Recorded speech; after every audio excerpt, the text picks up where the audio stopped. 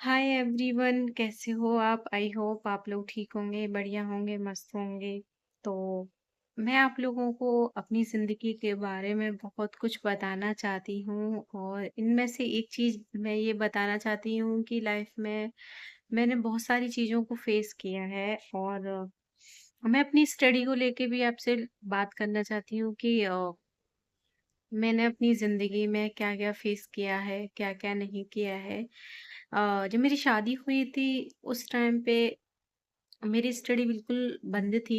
शादी के बाद मैंने स्टडी किया, शादी के बाद ही मैंने बीएड किया था।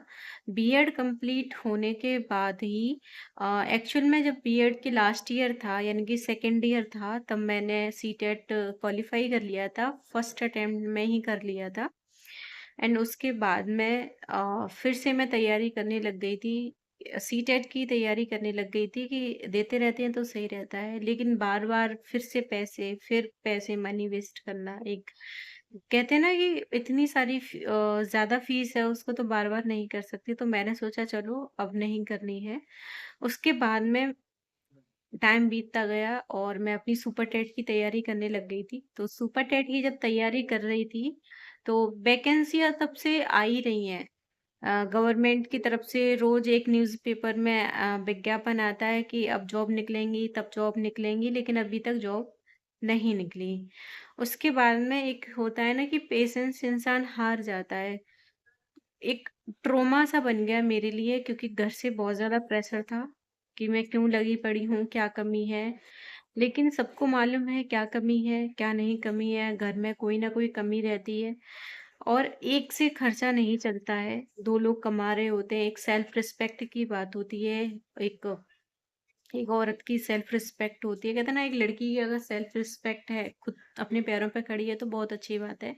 तो मैंने भी एक जुनून सा हो गया कि अब चाहे कुछ भी हो जाए, ठीक है। सुपर टेट के लिए जब बीएड वालों को निकाल दिया गया तो मैंने दूसरा देखा यूट्यूब पे छान मारा कि जो बीएड है, बीएड जिसने कर रखा है वो और क्या कर सकते हैं। तो बहुत सारी चीज़ें निकली कि जो बीएड वाले हैं वो बहुत सारी चीज़ें कर सकते हैं, लाइक आप बीओ का फॉर्म भर सकते हैं, आप टीजीटी दे सकते हैं, आप पीजीटी दे सकते हैं। लेकिन ये जो एग्ज़ाम होते हैं थोड़े हाई लेवल के होते हैं, न अच्छे खासे लेवल पर जाते हैं। प्राइमरी वाला तो है नहीं कि चलो आप 1 साल में 6 महीने तैयारी करो और आप निकाल लोगे। लेकिन इनका जो होता है ना ये अलग ही होते हैं। तो बहुत सारी चीज़ों को हम नहीं कर पाते हैं और बीइंग अ हाउसवाइफ और एक मैं माँ भी हूँ, तो उस चक्कर में मैं गिव अप सा ही कर देती थी। मैं कहती थी कि नहीं यार, मैं नहीं कर पाऊँगी और इस तो फिर मैंने बहुत सारी ऐसी वीडियो देखी जिनसे मुझे मोटिवेट मिलता था, मोटिवेशन वीडियो देखी थी लोगों की जो सोच है और जिन्होंने जो माँ भी हैं, 2-2 बच्चों की माँ हैं और उन्होंने शादी के बाद अपनी पढ़ाई कैसे कंटिन्यू करी, तो वही मैं आपको बता रही हूँ। ये 5-6 महीने हो गए मुझे पढ़ाई करते-करते। मैंने एक बात तो सीखी है कि अगर आप वाक़ई में पढ़ना चाहते हैं ना, तो वो पढ़ाई आप शादी से पहले ही पढ़ लो।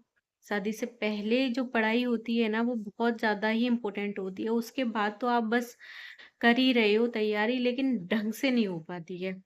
ये लोग जो वीडियो बनाते हैं ना कि हमने शादी के बाद पढ़ाई करी है, हमने 2 बच्चे हैं उनके बाद पढ़ाई की है, नौकरी पाली है, तो मैं इतना दावे से कह सकती हूँ उनका सपोर्ट रहा होता है। पीछे का सपोर्ट रहा होता है, नहीं तो मैं जो झेल रही हूँ मुझे मालूम है कि बहुत सारा काम होता है, बहुत ज़्यादा। आप चाहे 3 बजे उठ जाओ, चाहे 4 बजे उठ जाओ, आपको जाना किचन में ही होता है। अगर आपकी जॉइंट फैमिली है ना, तो आप पे बहुत ज़्यादा ज़िम्मेदारी बन जाती है, आपको फिर भी किचन में ही जाना पड़ेगा। तो अगर आपकी फैमिली में कोई सपोर्ट वाला नहीं है ना, तो आपको बहुत टाइम लग जाएगा तैयारी करने में। ये तो बस चोचले हैं लोगों के कि हमने ऐसे किया है, हमने वैसे किया है, बैकग्राउंड पीछे का कोई नहीं बताता। जो मैं फेस कर रही हूँ, मैं वही आपको बता रही हूँ। पीछे की जो चीज़ें हैं ना, वो कोई आपको नहीं बताएगा कि पीछे हस्बैंड का सपोर्ट है, सासू माँ का सपोर्ट है, सासू माँ थोड़ा बहुत मेरा काम कर लेती हैं, ये कोई नहीं बताता है। बस अपना जो है वो बस अपना-अपना बोलता है कि मैंने ये किया है, मैंने वो किया है, मैं ही सब कुछ करती हूँ। लेकिन ये सच नहीं होता है, ठीक है ना? क्योंकि मैं झेल रही हूँ, मुझे मालूम है कि बिल्कुल भी टाइम नहीं मिल पाता है, मैं खुद टाइम निकालती हूँ मेरे लिए, बिल्कुल टाइम नहीं मिलता है। जब निकाल कर के फ्री हो कर के तब मुझे आधा घंटा, 1 घंटा पीयू होने के बाद में तो मुझे बिल्कुल भी टाइम नहीं मिलता स्टडी के लिए। वो सो जाती है, उसके बाद ही मैं स्टडी कर रही हूँ। तो अभी वो सोई हुई है तब भी मैं ये वीडियो बना रही हूँ और आप सबसे बस एक ही रिक्वेस्ट है कि आप वाक़ई में कुछ बनना चाहते हैं तो आप अपने साथ में एक सपोर्टर रखिए, एक सपोर्टर होना बहुत ज़रूरी है। अगर वो सपोर्ट है आपके पास तो आप कर सकती हैं, लाइफ़ में कुछ बन सकती हैं।